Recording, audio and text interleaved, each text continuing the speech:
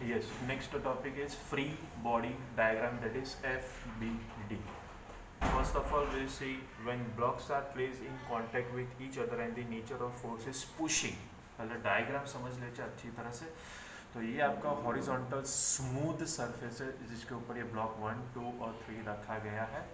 अब मैं ब्लॉक 1 को पुश करता हूँ, पुश यानी ये जो फोर्स होगा वो पुशिंग नेचर का होगा। तो 1, 2 को पुश करेगा, 2, 3 को पुश करेगा, तो तीनों ब्लॉक्स का ये एक कॉमन एक्सेलरेशन होगा। ठीक है, अब ये 1, 2 पर फोर्स लगाएगा, यानी ये जो है force F21 that is known as force acting on block 2 due to 1। If this is action तो this will be reaction. Similar 2, 3 को धक्का मारेगा तो ये हो जाएगा F32, तो this is force on 3 due to 2, यानी ये एक्शन, तो ये हो जाएगा आपका reaction.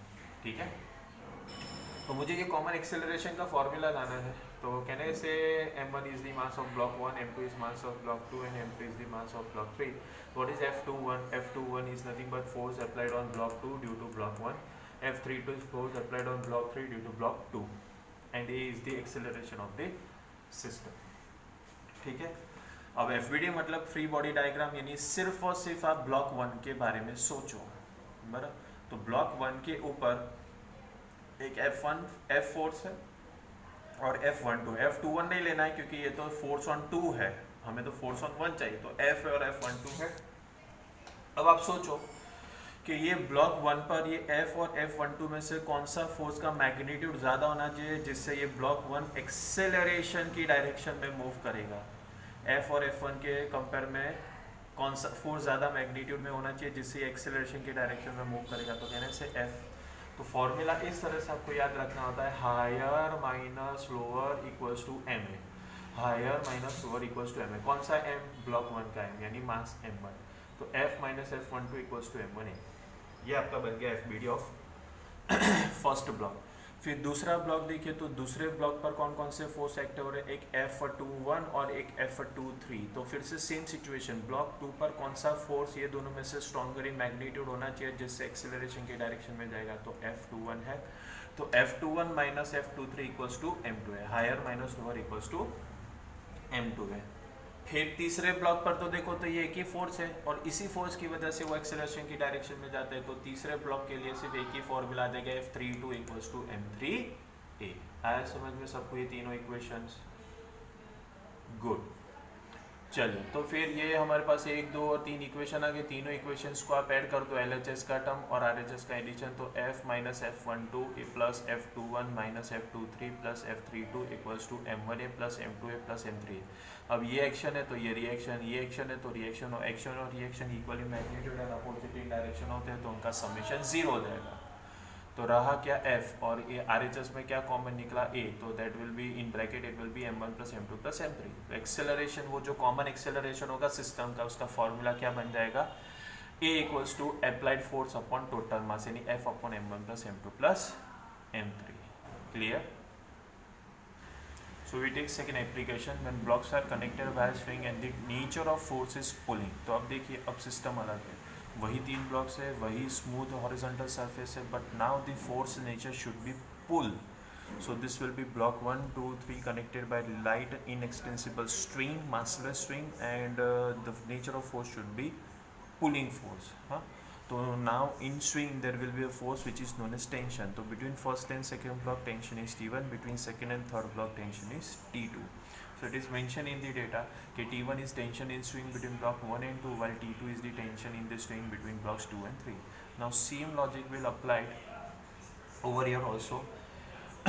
We'll focus on block 1, but now on block 1 there are 2 forces, applied force and tension T1, and this should be the direction of common acceleration in the direction of applied force।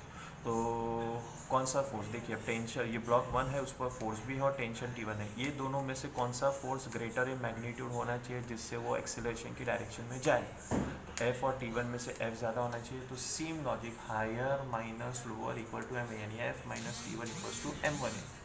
Similarly block 2 के ऊपर एक T1 है और एक T2 है, दोनों में से कौन सा फोर्स ज़्यादा होना चाहिए जिससे एक्सेलरेशन की डायरेक्शन में जाना चाहिए? तो दैट विल बी T1। तो higher minus lower equals to M है, तो T1 minus T2 equals to M2 है। एंड लास्ट थर्ड ब्लॉक देखो तो थर्ड ब्लॉक तो T2 टेंशन की वजह से ही एक्सेलरेशन की डायरेक्शन में जाएगा, तो T2 इक्वल्स टू M3 है। Again you add LHS and RHS term, तो F minus T1 plus T1 minus T2 plus T2 equals to M1A plus M2A plus M3A। ये T1 T2 कैंसल, तो F equals to M1 plus M2 plus M3 A common, तो A equals to फिर से वही same formula आ जाएगा F upon M1 plus M2 plus M3। So अगर blocks का क्वेश्चन है, ब्लॉक्स का कंसेप्ट है, तो acceleration of this system is given by total force upon total mass, applied force upon total मास। ठीक है, क्लियर। चलिए तीसरा एप्लीकेशन ले लेते हैं, पुली सिस्टम।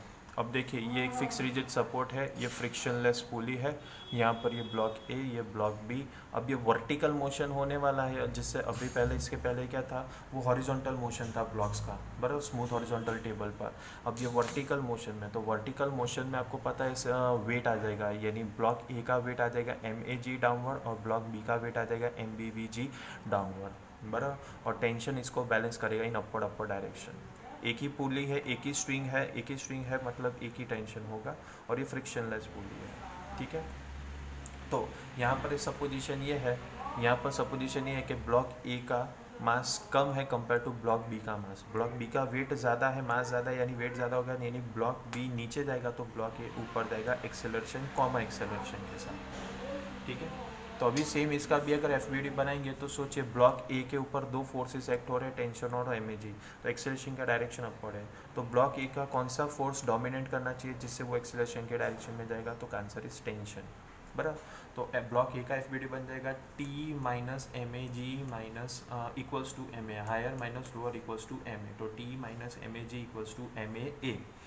और सिमिलरली ब्लॉक बी का आप देखो तो एक्सेलरेशन के डायरेक्शन में वेट डोमिनेंट होना चाहिए, तो ये वो नीचे आएगा, तो MBG minus T equals to MB। Same आप LHS RHS को ऐड करो, तो T minus MAG plus MBG minus T equal to MAA plus MBB, TT cancel, यहाँ से G कॉमन निकल गया तो MB माइनस से, यहाँ से A कॉमन निकल गया तो MA प्लस MB।